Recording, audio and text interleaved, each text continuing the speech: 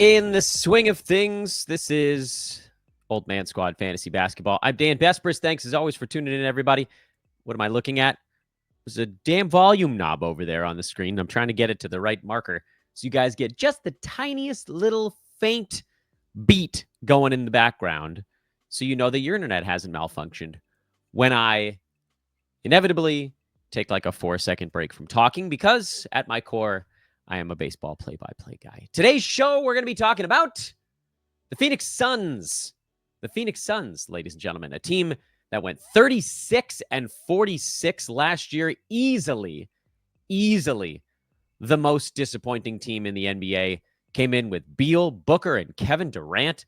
Thought that they were going to be, I don't know, contender. Might be a little bit of a leap, but competitive. And they just weren't. Dead last in the Pacific Division. Yeah, it's a tough division, mind you, but dead last at 10 games under 500. Shut some bodies down the last 2 to 3 weeks of the year. That's how bad it got. And now they have since traded Kevin Durant into not a rebuild, a retooling. They were, as you can see on your screen, pretty good at shooting three-pointers last year. Otherwise, they weren't very good at much of anything. Were they an offensive team? Hard to say. They had 3 incredible offensive talents and a whole lot of mishmash. Were they a defensive team? They had like 2 guys that could play defense hidden somewhere on the roster. Nobody knew. And I'll say, I don't know that right now we really know what they are either, other than a healthy dose of Houston Rockets starters. Before we get into the fantasy breakdown, take a moment to like the video if you're watching us, rate the video if you're listening to us, and subscribe no matter how you're enjoying or disliking the content. Subscribe anyway. You can find me on social media at Dan Bespers. That's pretty straightforward. I want to mostly focus on 4 key guys today, but of course the Suns' fantasy prospects hinge on one massive albatross, and that, of course, is Bradley Beal. Beal, the Suns traded for because, I don't know, I guess they thought that was the missing piece, and then just hasn't fit at all. He's played 53 games each of his 2 seasons in Phoenix. I think we all thought, well, that's not fair. I thought that his very low games played total in Washington was at least partially because they weren't competitive, because he played 60 out of 72 games when he was really a one-man gang for the Wizards back in that 2021 season. But then 40, 50, 53, and 53 his last 4 years. He can't stay on the floor. And I don't know that there's any reason to think that that's about to change this coming season. But as things are currently constructed, they moved Kevin Durant out of the way. They brought in 2 starters, but the Suns are also trying for a new identity again.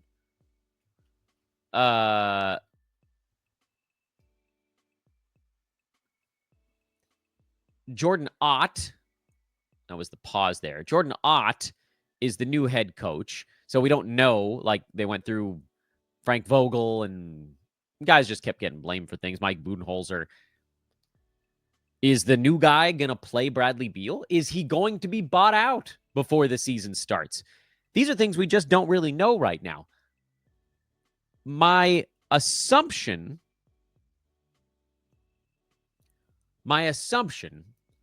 is that Beal is going to get a chance to start, if he's on the roster, at the beginning of the year. That might be wrong. And presumably we'll get an answer on that during the run-up to the season. Like, we'll see what they want to do during the preseason. Is Beal coming off the bench or not? But, and he very well might come off the bench. Like, I'm not dead set on this. I just think that's probably what happens, because if he's healthy, he should be one of the better players on the team. Should being the operative word. My guess would be a Beal, Booker, Jaylen Green backcourt. Dillon Brooks as kind of a short but stocky power forward, and then Mark Williams at the center spot. That's my guess. There is a very real chance that Bradley Beal comes off the bench, even if he's not bought out, because it does sure feel like they just don't want him there anymore. If that's the case, then you've got one starting spot to fill between someone of the ranks, I would assume, of either Grayson Allen, Ryan Dunn, Colin Gillespie, Royce O'Neal are probably the four that have the best shot at it. I guess maybe you could throw Cody Martin into that mix. And if all of those guys are scraping for one starting spot and not even really guaranteed starter minutes, with, as we mentioned, Beal probably coming off the bench, none of those guys would be worth our time at all. If the Suns go into the season with Bradley Beal as a starter, I don't know how you draft him in a head-to-head league earlier than like pick 90-something.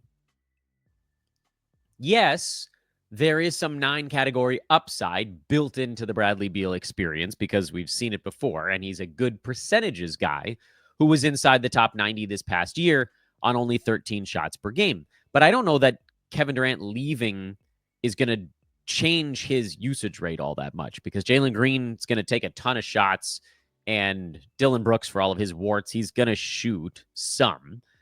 And so it kind of feels like repeating last year is almost the expectation. I don't want to say it's a best case scenario, but also the injury stuff. Like he's a real pain in the butt to roster. You might even want to look outside the top 100.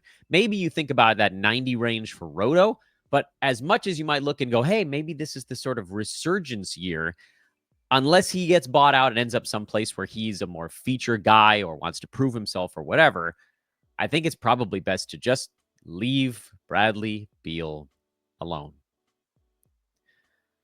Hey guys, BetOnline continues to be your number one source for sports betting action. And with baseball in full swing, football futures already available. Basketball, guys, season win totals are up. That's one of my favorite things on earth. I'll be working on those at some point in the next couple of weeks. UFC, tennis, soccer. BetOnline has more ways to stay in on the action with the latest odds. What's it? Yes. Odds, news, and scores, and even live in-game betting. You guys want to know what's going on there right now? Let's go to the website. Let's see what's happening as I record this show. There's almost always some live thing going on in another country. The under-20 Eurobasket Division B. You want to take Hungary minus 5.5? Have at it. That's the in-game line. You know, what the bleep do I know? We got soccer, tennis, those are all going right now. So there's live stuff you can get down on as we speak. A lot of soccer actually at the moment. A lot of soccer and a lot of tennis happening right now. All-Star game. Baseball All-Star game is tonight. American League is a minus 217 favorite. Want to get a little underdog action with the NL? Anything can happen. All that and more. What's the more? The BetOnline Casino. In between games. I say in between, but games are happening 24/7. Casino's got all the top Vegas-style action. Poker, live casino, blackjack, a billion table games that I don't understand. Head to BetOnline today. Take advantage of their industry-leading VIP program with level-up bonuses and weekly cash boosts.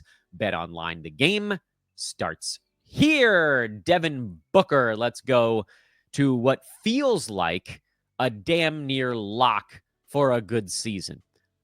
The way that this one goes sideways is if the Suns suck. If the Suns absolutely suck, Devin Booker might not play the entire season. You might see him miss a few games just with various nagging injuries. This past year, Booker was still very, very good. Not quite as good. The points were down 1.5 because Kevin Durant was healthy for most of the year. Beal was still bad, but like those guys were all there at the same time. And so Booker shot a little bit worse. 3-point percent was one of the big ones. He took more threes and made them at a lower clip. I would hope that with KD gone, now this is where the Beal Booker analysis for me kind of diverges. KD's gone, and where I don't think Beal steps into that usage vacuum, I think it's mostly Jaylen Green and Dillon Brooks that take a lot of it ahead of him. I do think that Booker now has the sort of sole claim to this is my team. Does that mean that he's going to get back up to like 21 shots a game like 3 years ago? That feels like a little bit of a stretch. That's a lot of damn shots when you do still have Beal and Jaylen Green out there. But more than 18.9 feels like a distinct possibility. Maybe mid-19s, Maybe he even pushes up. Like going back to 2018, that was when he took 19 and a half shots per game. He was around 27 points. So I think we could see the points tick up by maybe 1.5 this coming year. Steals and blocks should stay about the same. Assists should be excellent. Ball's just going to be in his hands even more than it was. So I would assume the 7 assists is pretty repeatable for Booker. Hopefully the 3-point percentage comes back a little bit, and that would also help his overall field goal percent. He's an excellent free throw guy. Normally the high percentage guys get a little bit underdrafted, but because he's going to score in the mid to high 20s, there's almost no way that Booker gets underdrafted this coming year. Our best hope is that he slides somewhere into the later parts of the second round. At that point, he'd be a very safe grab. But in all likelihood, he'll probably go, I would think, early to mid second round. And that's probably about where he belongs. You can look back at Devin Booker from the prior year when he was number 16 in 9-cat on 27, 4.5, and just under 7. Very good, actually. Very good percentages. A little over 2 3-pointers a game. That feels, the percentages I can't come on a podcast here on July 15th and tell you I know what he's going to shoot from the field or the free throw line. But I think those are reachable numbers. Call it like 48% from the field, high 80s at the foul line on very damn high volume. And I would expect Devin Booker to be, per game, a pretty easy second rounder in 9-cat this year with a little bit of upside beyond that. 8-cat, I don't expect a massive shift. He was only at 2.6 turnovers last year when he had 7 assists anyway. So not much of a shift there. Maybe, 1 or 2 slots higher 8-cat than 9-cat. But a very safe, I believe, second round pick this coming season, where, again, the only thing that could really implode on Booker would be a bad season for his team, and then he's not motivated to play as hard. Third player I want to talk about is, where the hell are you? I saved your tab somewhere. There he is. Jaylen Green is the third player I want to talk about on the Phoenix Suns. And I would be, so look, I'm not a big Jaylen Green fantasy guy anyway. He has big 9-cat shortcomings that are basically impossible for him to overcome. Although in his defense, he shot a little bit better at the free throw line at 80%. But the very high volume, low 40s from the field, and the sort of minimal defensive stats all end up in what I've referred to on the podcast in the past as the shooting guard's stat set.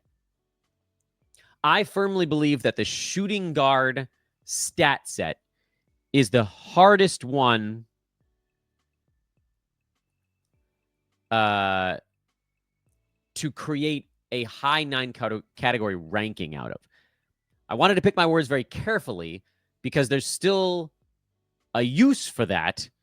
It just requires typically some punting.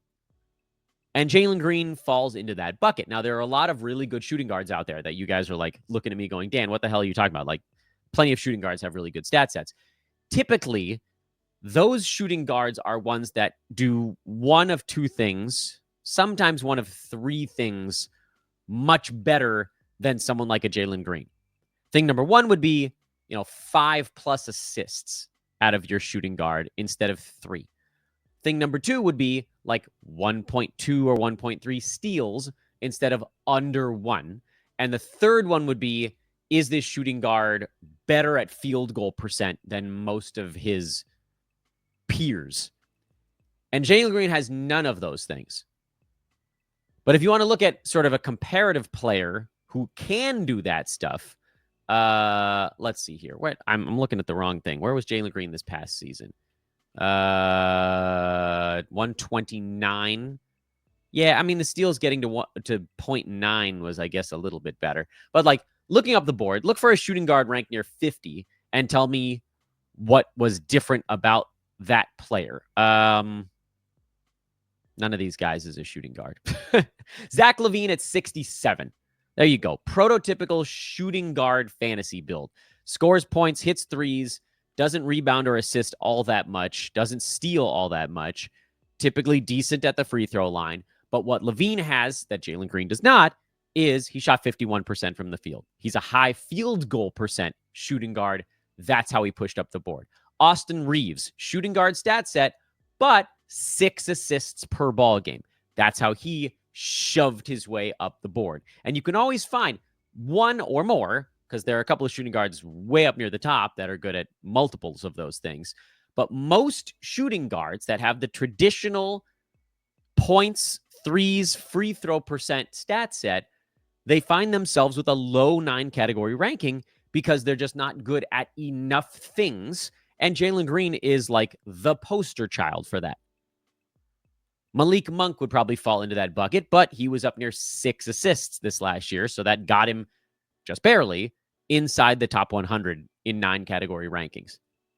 Bradley Beal, shooting guard stat set, but a high field goal percent. So even on a down year, he was still number 87 in 9-cat. That's how they get there. They got to be better at one of those things. Devin Vassell, shooting guard stat set, but 1.8 combined defensive stats. That's why he was inside the top 100. I lay this very long-winded groundwork on Jaylen Green to say this is a guy who got 17 and a half shots per game in Houston last year as basically the untethered number 1 offensive option, which is why we all looked at this team and we were like, there's a pretty easy fix this team needs, and it's a more efficient number 1 offensive option. They went and did it. I think Houston, that was the perfect thing for them to do. If Kevin Durant cannot be super old, to me, that was like the player that they absolutely positively needed to get. But if you look around Jaylen Green from last year, this is more where I wanted this discussion to go. Alperen Şengün took 15 shots a game, and then you get all the way down to Freddie VanVleet at under 13. He now goes, and I get it, there was a larger number of players that were doing stuff on Houston because Şengün, Green, who we talked about, and VanVleet, plus Dillon Brooks, plus Amen Thompson. These guys all took 10 shots or more. Tyree Eason was at 9.8. Jabari Smith Jr. was at 9.9. There were a lot of different players on the Rockets that took shots, whereas with Phoenix, it was very much, tunnel vision into 3 guys. Kevin Durant took 18. Devin Booker took 19. Bradley Beal took 13. And then nobody else took more than 8.5. Tyus Jones, who's not there anymore. So you look at that, and on paper, you're like, ooh, does he slide into a usage opening with KD gone as okay, you took out the second biggest usage guy on this team? My immediate thought is no. And just do it from a straight math standpoint. Dillon Brooks took 12 shots a game. Jaylen Green took 17.5. That's 29.5 shots per game. If you want to look at assists and free throws, that's fine as well. They combined for 5.7 free throws and 5.1 assists per game. Last year, Kevin Durant, as we already talked about, 18.1 shots, 4.2 assists, 5.8 free throws. So the assists and the free throws, close, slightly more assists coming in, slightly lower free throws coming in. 11.5 more shots coming into Phoenix in that trade. It's not 1-to-1. Those guys are not going to get the exact same number of shots, Kevin Durant, so on and so forth. But from a reality standpoint, I think both teams ended up in a winning situation. Phoenix needed toughness. They got a little bit of that. They had an offensive guy. Not that Kevin Durant was superfluous for them, but there was a kind of a redundancy there that I'm sure they would much prefer to move the Bradley Beal redundancy, but he's not Kevin Durant. So you can always trade KD because he's a transcendent NBA talent. Bradley Beal is not. Straight math suggests that Jaylen Green should probably do less than what he did last year. Mostly because we can say, okay, number of shots coming in versus number of shots going out, blah, blah, blah. I think the simpler way, you guys know that what I love to do on this podcast is try to simplify fantasy handicapping for you guys. I think the simplest way to look at this trade, the Kevin Durant for Jaylen Green and Dillon Brooks trade, is to say, are you the number 1 option on your team? Are you the number 2? Are you the number 3? And so on and so forth. And where on the Rockets, Jaylen Green was the number one offensive option. Whether he should have been, that's not what we're talking about on today's show. He took the most shots for the Rockets last year, and Şengün had the higher assist total, so that balanced it out a little bit. But even if you wanted to argue it was like a 1A and a 1B with Green and Şengün, he was in the top tier. He goes to Phoenix, and he is not. Devin Booker is a number one. Booker is the A and the B option on that team, and Jaylen Green is behind him. He will be the number two, most likely, ahead of Bradley Beal, because they don't want that dude there anymore. And so it's not going to be a wreck, but Jaylen Green was already a guy who had trouble maintaining proper fantasy value despite a usage rate of what? It was like 27 or something like that last year. I looked it up before going on the pod. Now I can't remember what it was. Durant had 29. So if you're like, oh, he's just going to take Kevin Durant's spot, it's just not that simple. One guy is Kevin Durant and the other one is not. And Dillon Brooks was at about 18. So again, like, you're bringing in 45. It's not, again, it doesn't translate like that. You're bringing in more than you're sending out. He's going to a place where there's a guy ahead of him in the pecking order. And if you were already out on Jaylen Green from a 9-cat perspective, which I kind of am most years anyway, I think it's going to be worse. If you were in on Jaylen Green, which basically suggests that you were playing in a points league or punting a few things, or one thing, field goal percent punt, he actually was fine. He was number 87 in a field goal percent punt build. I think he was higher than that if you punted turnovers too, because those later guys, they don't have as many turnovers. So again, like, if you're punting field goal percent and turnovers, he was a 6th rounder. But now, you could justify taking him in the 7th or 8th round last year and say, well, if I'm punting these two things, he'll be more valuable than that. I think it's going to get worse. Like, I think if you're punting field goal and turnovers, 100, 90, something like that, and 9-cat, I don't think he's going to be close. Let's talk about one more guy, and then we'll do a minute or two on just like the what ifs with Phoenix, because there are a lot of them. And the last guy I want to talk about on today's show is Mark Williams, who, boy, I don't like what it says about Mark Williams that Charlotte was willing to trade him for peanuts, basically, because they were getting something from the Lakers in that deal before the Lakers were like, we knew about the back, but we didn't know about the etc.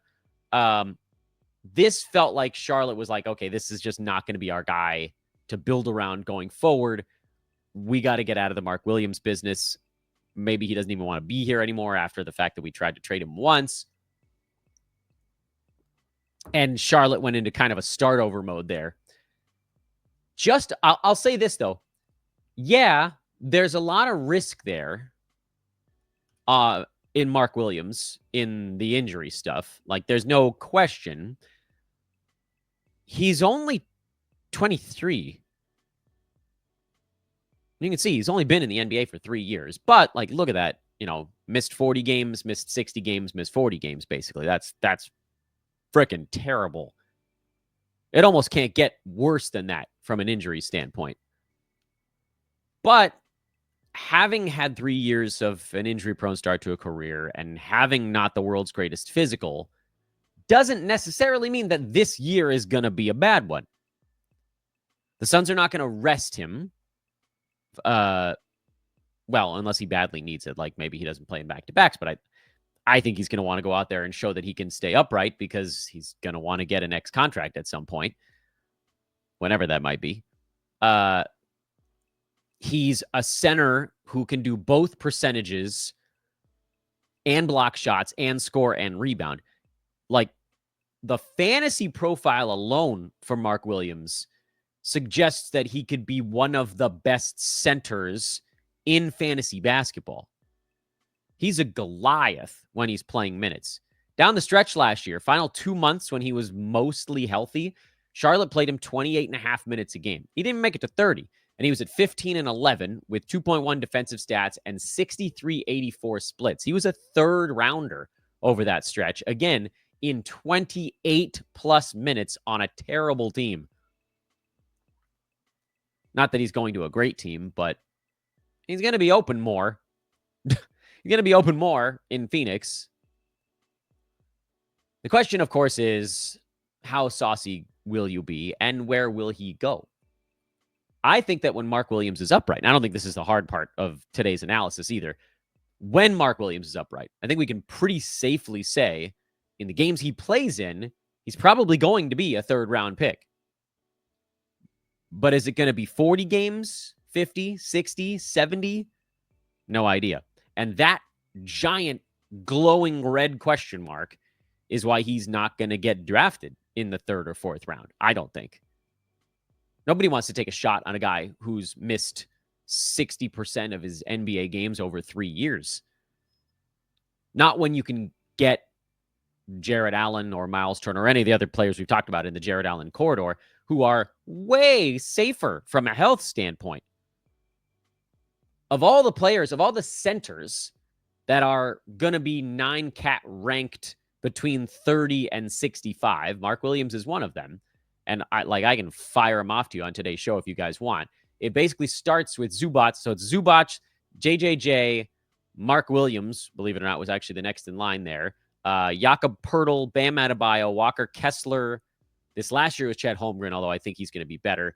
Miles Turner, Jarrett Allen. Brook Lopez, not anymore. Okongwu, Gobert, maybe Siakam, maybe Hartenstein. Probably not Hartenstein with Holmgren back. So what was that? 11? So there's like 11, somewhere between 10 and 13 centers that were ranked between 30 and 65 last year.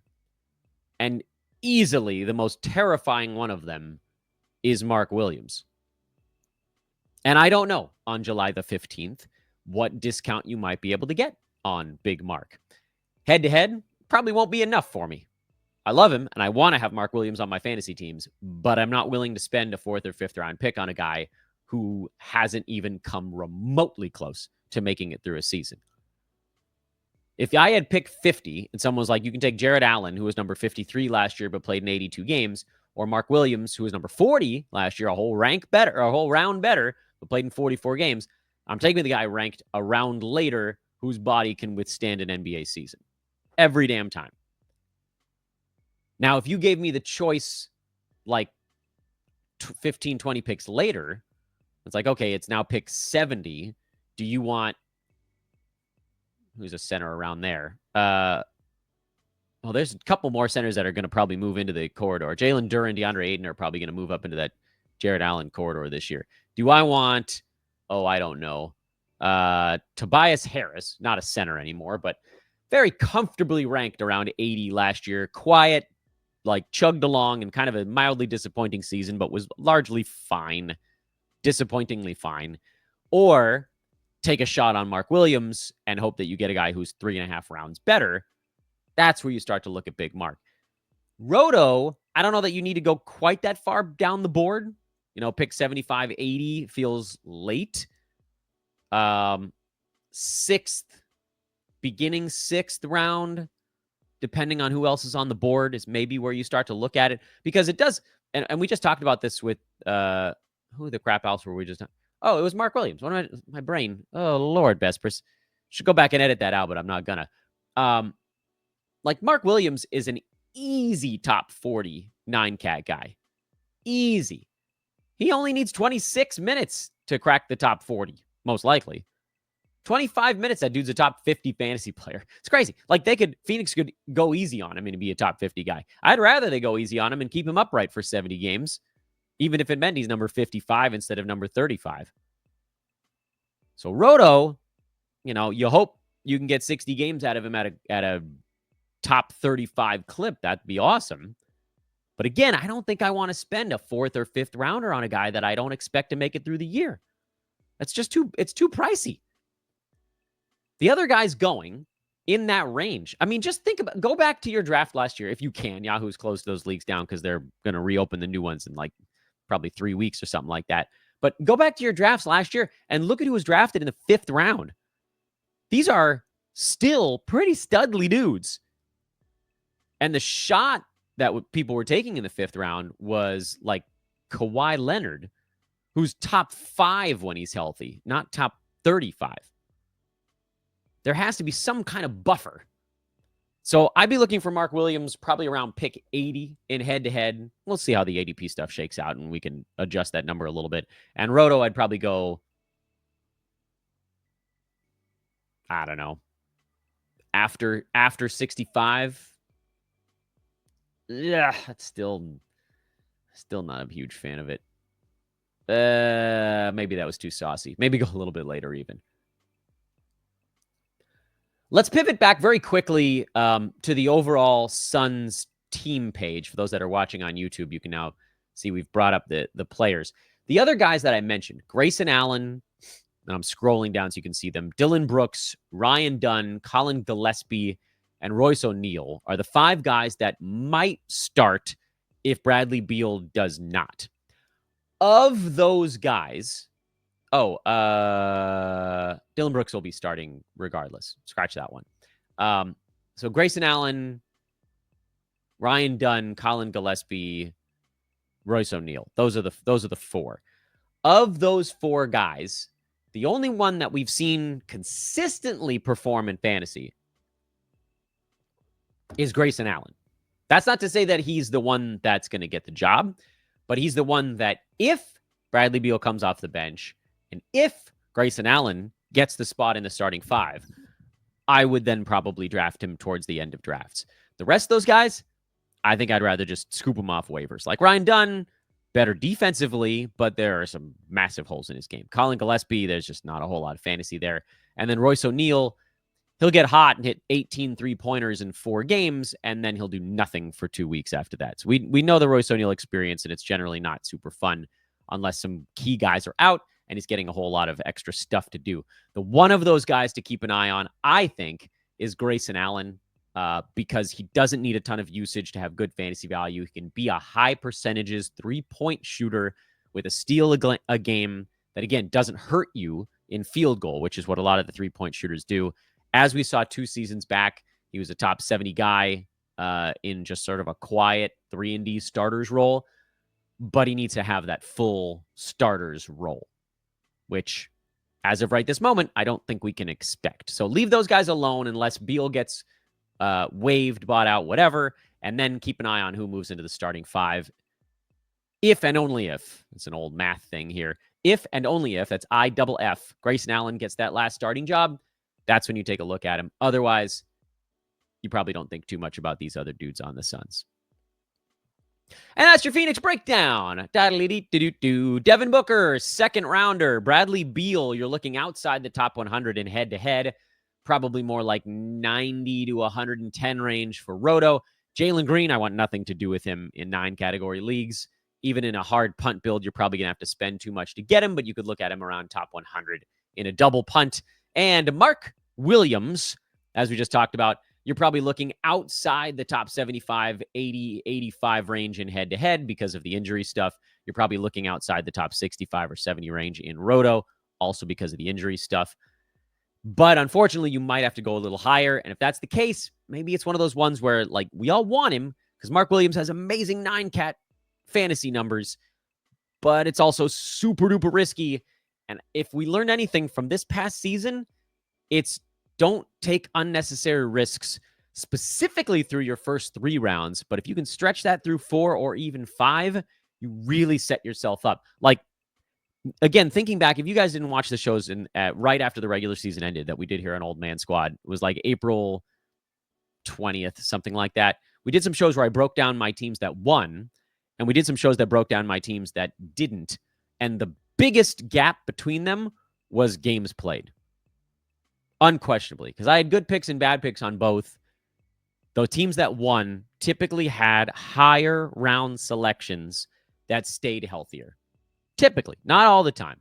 But like, I had a team that I thought was a pretty bad draft, but my top 3 guys were all healthy. And I somehow managed to play that team into a 3rd place in Roto. It wasn't good picks, but they were healthy. And the rest of the draft, I kind of pooed down my leg. But my top 3 guys were healthy. And so I was right there to just out strategery my way into the top 3. We have one more Pacific Division team tomorrow. I've been 2 more. No. Yes? 2 more. Ha. Right? No. Oh, I did Portland. I don't know why I did Portland. That's not a Pacific Division team. I got ahead of myself. I'm trying to think of, like, I did 2 shows already. Why are there... I did 3. Should be the 4th. Like, there should only be 1 team left. Right. I did Portland because I got really excited about Portland, and I just did them, but they're not in the Pacific Division. Vespers. My head is so far up my rectum.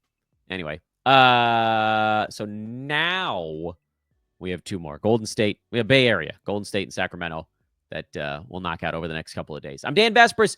Like, rate, subscribe on your way out. I'll see you guys on social. So long from Old Man Squad Town.